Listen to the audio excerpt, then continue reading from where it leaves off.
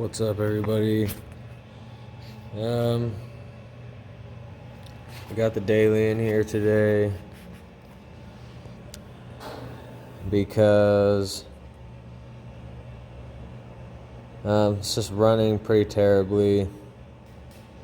I'm hearing weird noises that sound like they're coming from the water pump, and this belt, the water pump belt, when I start the car, I notice that it's really loose and kind of like flailing all over the place and hopping and stuff. I'm hoping that it's not the pulley because the kit I got did not come with one, but it did come with a new belt, and I read that over time these water pump belts just stretch and become loose, and so I'm going to swap the water pump. I'm going to swap all these belts, all the pulleys that I got. We'll go through the kit as I am like unboxing it probably. On a video I watched on doing this job, the guy puts the car into service position and then says that that's all the room you should need. But I'm gonna take off the nose so you can see easier.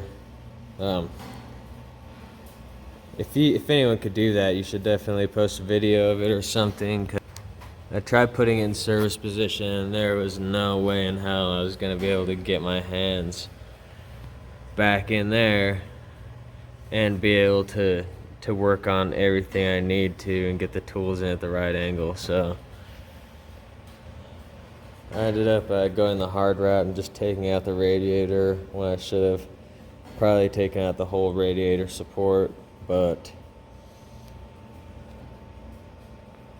hopefully I get this done. I'm going to try to do as much of it as I can today and get some videos of the progress, and then I guess we'll see if we solve the problem. Either today or tomorrow I'll get it finished, and I'll probably just make this all one video, and then we'll start her up in the end and see if we got another job somewhat well done.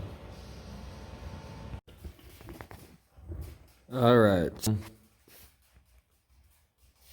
Upon going to take this belt off of this water pump pulley and all that fancy stuff, only one of these bolts on the water pump pulley was even tight. So, I mean, that would make sense why I was hopping so bad. Maybe the car was acting so weird. I know that before I started working on this car, this tensioner and this belt were replaced by a mechanic. I'm still gonna definitely have to check on the timing belt and see about all that, but I've also replaced this accessory belt tensioner. So I'm just gonna go for it, see what we gotta do, make sure that everything is good, and then we'll start her up once we get it all put back together. Definitely the longest part of this whole job so far is taking off the front end completely, because I just didn't feel confident about doing it in service position, and even though it took a lot of time, I do feel way less stressed out now, like getting ready to tear into what I'm doing. So I guess we'll see how it goes. Never feel bad for taking the long way. I guess I'll throw this in there just in case anyone wants to know how this belt is run. So basically, we're coming up around this, where the alternator is. So you go up, around, down, under this,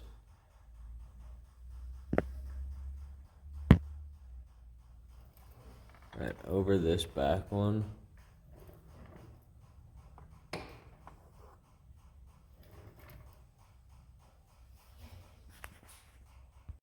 we're back. I realized that I had to take off this belt in order to get the serpentine belt or whatever the hell So we took out that tensioner down there, pulled that belt off. Now we're gonna snip this zip tie guy party stuff over there, unclip the top timing cover and slide it off. Then we're gonna take that out and take the bottom timing cover off. Then we'll line her up, and I think after that we'll have to take out the water pump, so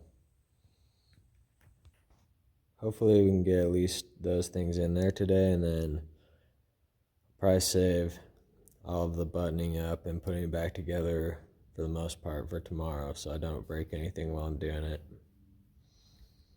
See ya. What's up, wonderful world of Audi do-it-yourself fam.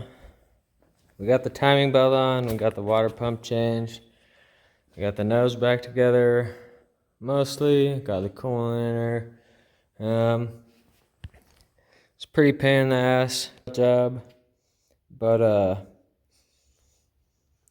mean, at this point I guess we're just gonna let the air come out of the expansion tank, connect the battery back up, and then we'll give her a start and we'll see if everything goes well. I think the biggest struggle of this part, getting ready to do it, was taking out the radiator in the nose and putting it back together. The hardest part for me was connecting this lower hose right there. It looks like I spilled some coolant. We were getting a little drippy, so make sure the belt's clean. Make sure we're not leaking anything from down there that's new and fresh, and then we'll give it a shot. Stay tuned. Alright, I guess this is gonna be the moment of truth. Light it up. He said.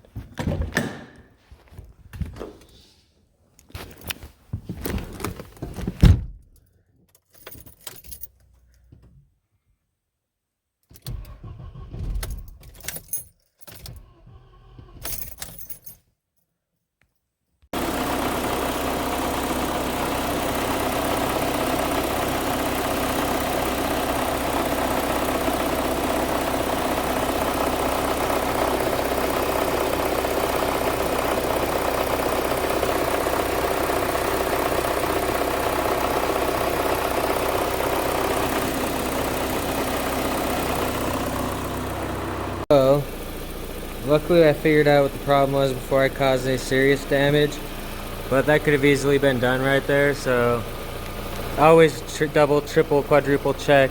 I didn't have these plugged in. Obviously, it was really hating me super bad, but now we got, sounds a little better.